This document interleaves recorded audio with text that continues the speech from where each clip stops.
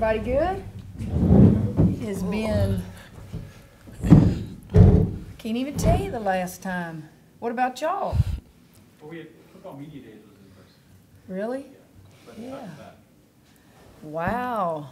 All right. Hey guys, before we get going and open it up to questions, just a few quick notes. So we're going to play Langston here on Saturday. That tips off at 2. Please let everybody know that's free for everybody to attend. So just get that out, that it's free for fans to attend. Langston is coached by Elaine Powell, who played here in the 1990s. She had WNBA career, so we're excited to have her back in the PMAC. And then we'll also have another exhibition game next Thursday at 6 p.m. against Loyola. That'll also be free, and then we kick off our season on the 9th against Nichols at 11 a.m. for the field trip game. So open it up for questions. We're going to have the players here for about the first 10 minutes. We'll let them go get ready for practice, and you guys are invited to spend the first 20 minutes of practice with us. Y'all know who these guys are? Tell them, Grant. We got Hannah Gusters here, Jailin Cherry on the left. How y'all doing? And wait for Alyssa to get a mic to you, please. Jailin, does this feel like the first normal season you're going to get started on in like 3 years? I feel right now it's going to be a very confident season for me. Coach has instilled the confidence in me to shoot the ball more and, not take away from my offensive ability, knowing that I can play defense on the other side. So, yes, sir.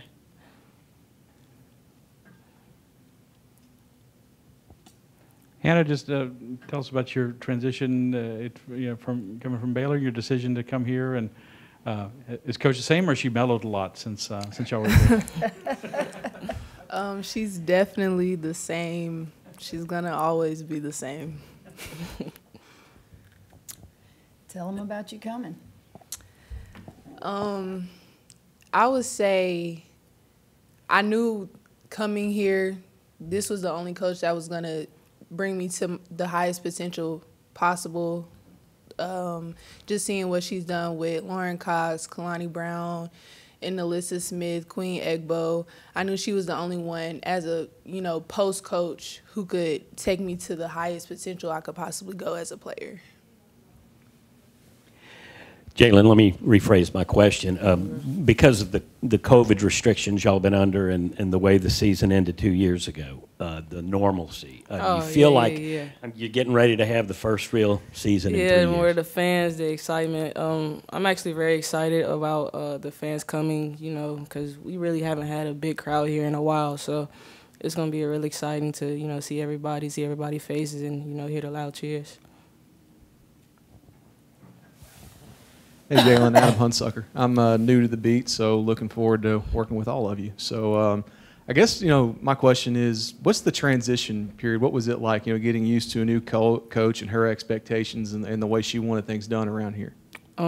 Everything with her is high intensity. That was the biggest thing, We don't stop moving in practice, so yeah, the biggest part was just like keep going and not being able to. We don't really take water breaks. We more like if you're on the side of the end of the line, you get your water then. So just never stop moving.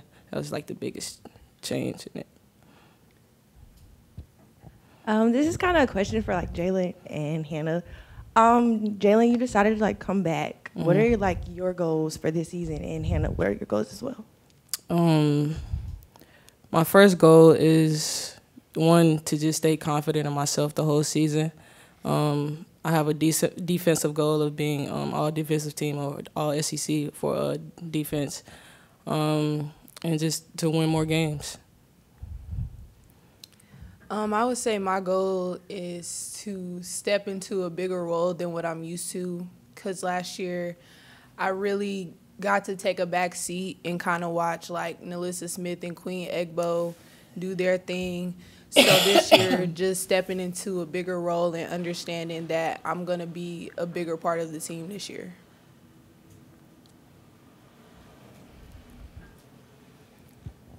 Jailin, being one of the fifth-year players on this team, how have you taken on that leadership role so far this season?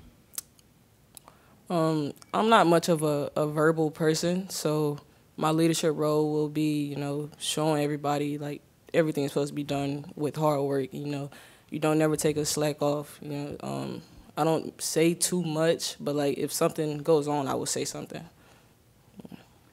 Jalen, you had a lot of folks come out the other night. You had folks come out when, when Coach was introduced back in April. Having been around this program for a while, have you noticed the change in excitement and anticipation from people, not within the program, within the program, of course, but without the fans, people on campus, maybe that sort of thing? Yeah, it's been a drastic change in, the amount of support that we get now from the last 4 years that I've been here, which is, it's pretty exciting knowing that the LSU campus and, the community, they all support us now.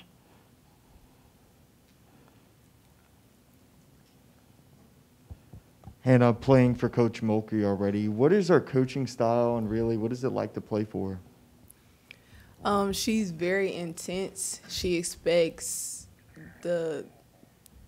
everything you got, you have to give it to her. Even if you think it's enough, it's not. Just keep working hard. She's very high intense, but she's a winner. Having her on your team, you're gonna win.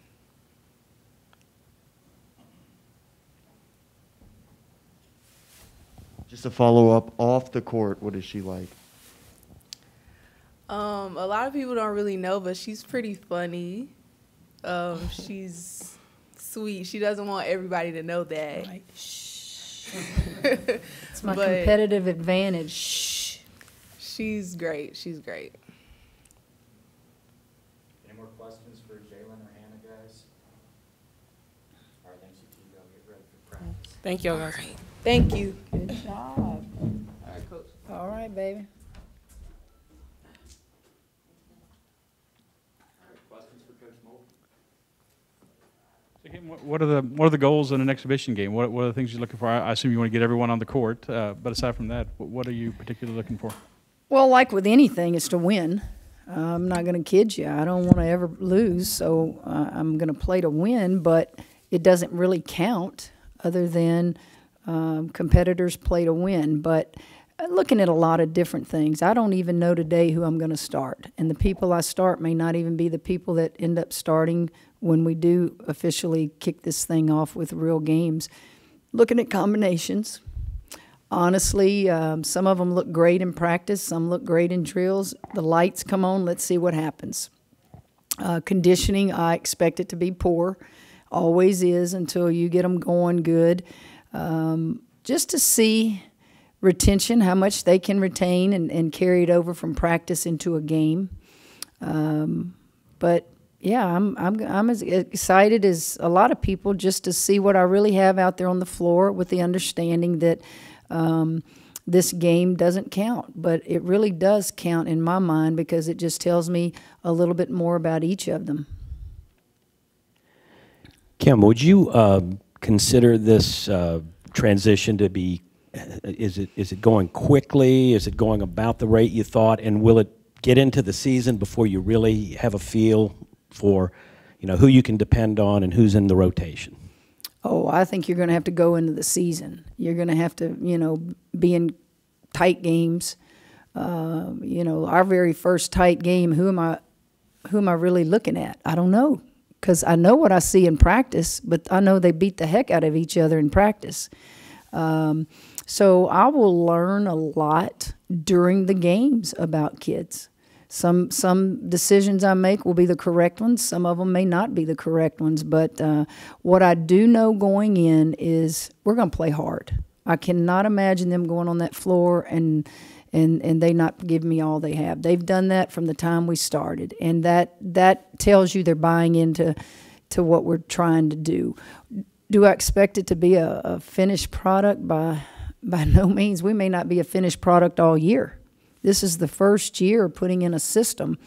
We sit in staff meetings and I'll go, God, I really need to put that in before that. But they're not ready for that. You can't throw a lot at people until you grasp what you put in already. Because then you'll become, a master at nothing. So we've got to master the basics and little by little put in different things. Hey, Kim, off the court, at least, you were at Baylor for a long time, so I'm sure that transition and getting settled in this community, that's something new. But do you feel settled, and how have you kind of been able to, what's been the toughest challenge of, coming here and, getting situated? It hasn't been a challenge for me, and I really attribute that this is home. I know everybody. I'm telling some of our administrators who people are because they are not from here. It's home. LSU is not where I went to school, but yet I grew up 40 minutes down the road. And I have not had any trouble adjusting to being back. The hard part for me is I want everything done yesterday, and that includes moving in my new house. That includes recruiting. That includes learning the plays. So patience will really be front and center of my world right now, and not to get frustrated, and just show patience. Show them that you believe in them. I've only done this twice in my life, and so starting over can be difficult. Obviously, it's going to be extremely difficult, but because I'm at a place where I'm extremely comfortable, and I think everybody that I work for understands where the program is, where we're trying to take it, and that doesn't happen overnight. We were fortunate at Baylor to win the whole thing in 5 years. Now, where do you ever find a blueprint or a book that tells you this is how you do it in 5 years? It's unheard of. But if you see progress, then you know you're heading in the right direction. Will it ever be quick enough for me? No. It won't ever be quick enough for me, but I'll keep perspective. I think it's kind of like a fine wine. You get better with age. I think wisdom comes with age. Kim, I'm not suggesting that you play favorites, but you were a point guard, and I'm wondering if you get really close to your point guards on your team, and the second part of the question would be, how much of yourself do you see in Kayla Pointer? Well, you don't have favorites. What you do, it's funny you ask that, because as I teach on the floor, I'll stop in the middle of practice and I'll say, anybody know who my favorite is out here? And they all look at each other. I don't have a favorite. I guess the favorite all-time player I've ever coached was my daughter, for obvious reasons, but it didn't get her any more minutes. I certainly have those who I understand and kind of laugh at, and then I have those who challenge me to get the most out of them. I play to win.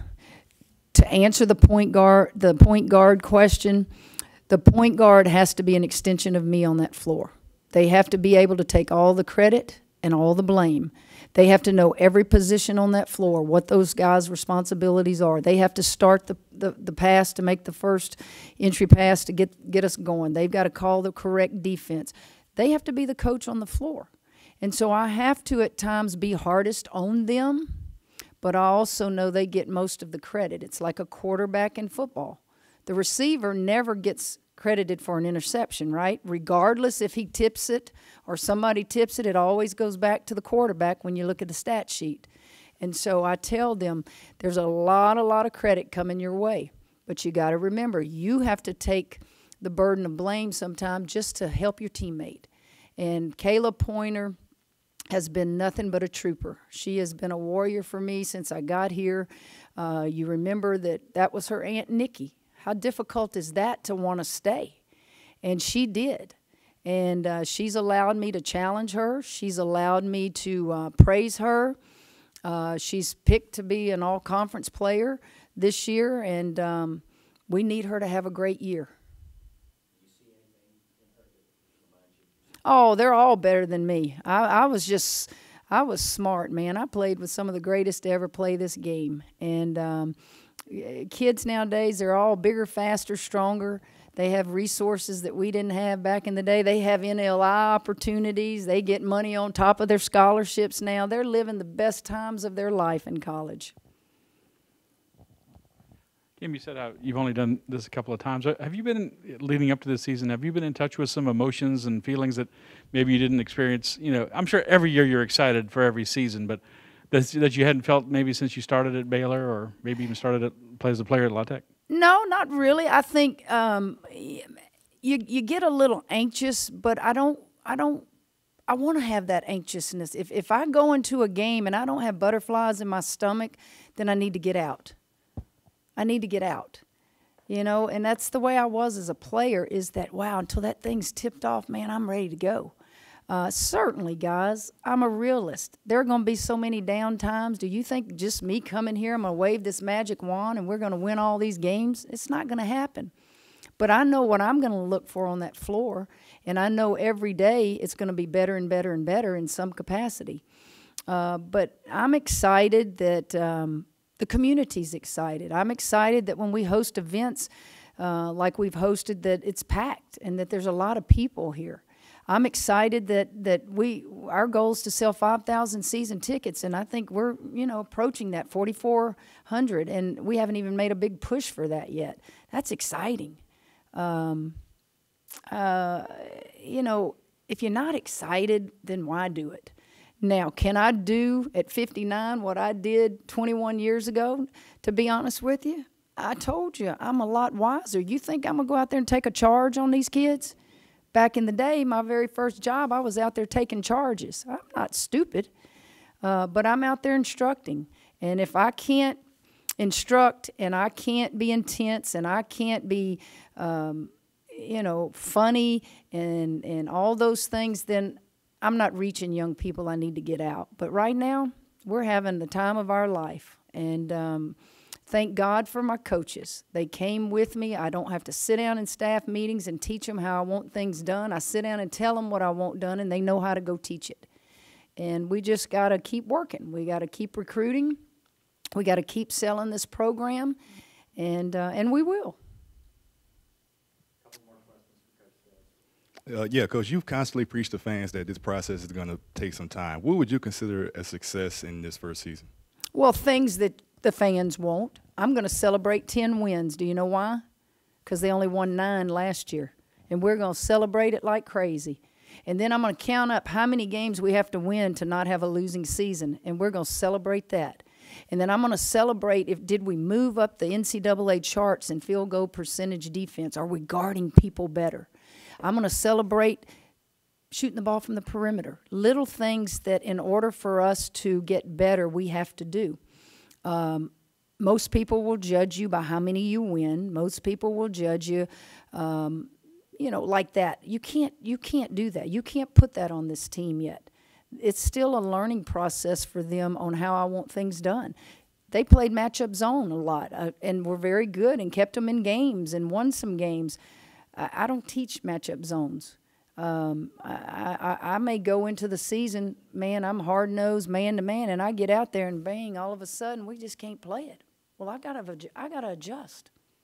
So I've got to teach some kind of zone in practice right now in case I have to do it. I'll give the greatest example, and I tease the girls all the time, guys. We play LSU in 2005, and they beat us in the regular season. We go to the national championship semifinal game, and we're down 15, 17. I don't remember what it was at half, and we're getting embarrassed on national television. So I make an adjustment, and we go to a 3-2 zone. I have never in my life embraced a zone. Ironically, for 30 minutes in the practice the day before, I just thought ahead, what if? And I made that adjustment. We got back in the game, and we end up winning by 5 or so. So I am preparing for a lot of scenarios that could happen. But I'm also trying to set a foundation of what I want this program to look like as we continue to recruit. Mm-hmm. Yeah. I just wanted to get your thoughts on the news about Gary Blair, somebody that obviously coached you and you coached against for a long, long time. That sucker, he gets to go enjoy retirement while the rest of us stress, right? Gary Blair got his start at Louisiana Tech, for those of you who don't know. I was a freshman, and he was hired by Sanja Hogue and Leon Barmore from South Oak Cliff High School. And guess who he brought with him? You ever heard of a guy named Dennis Rodman? Well, his older sister taught him everything he knows. Her name was Deborah Rodman. And so I got to play with Deborah Rodman. So Gary was at Louisiana Tech the entire time I was a player. And then he took the Stephen F. Austin job. And after I graduated that next year, and that's when there was a change in Sanja Hogue retiring, Leon Barmore taking over, and then I got kind of talked into going to help Coach Barmore. So Gary Blair, I could tell some of the funniest stories, but I guess you could say that I knew him when he was first getting started as an assistant. I coached against him when I was at Baylor, and we had some classic matchups. One of the things that I will always remember about Gary is the very first NCAA tournament that Baylor ever went to, my first year. We played him and his Arkansas team in Cameron Indoor Stadium. Of course, he was better than I was, beat us, but then we were in the same conference, the Big 12, and we had some classic battles, and I still am waiting for that thank you call from him on that first national championship he won, because we played each other 4 times that year. 2 regular season in the Big 12, the Big 12 tournament, and then the NCAA thought it would be great for the game to make us play in an Elite Eight again. It was great for the crowd. It was great for the fans, but he beat me in that game, or his team did, and they went on to win the national championship. So Gary is he's just Gary. You know, he's a good guy. Need more in the business like him. I don't know about staying in it till you're 76 years old. I can't see many people doing that this day and age, but kudos to him that he was able to survive and last that long and stay healthy. And go enjoy retirement, Coach Blair, and I look forward to going against him this season. He's got a very good team. He won the thing last year in the SEC, and I would imagine he'll be fighting for it again this year. Hey, guys, good to see y'all. Go Tigers.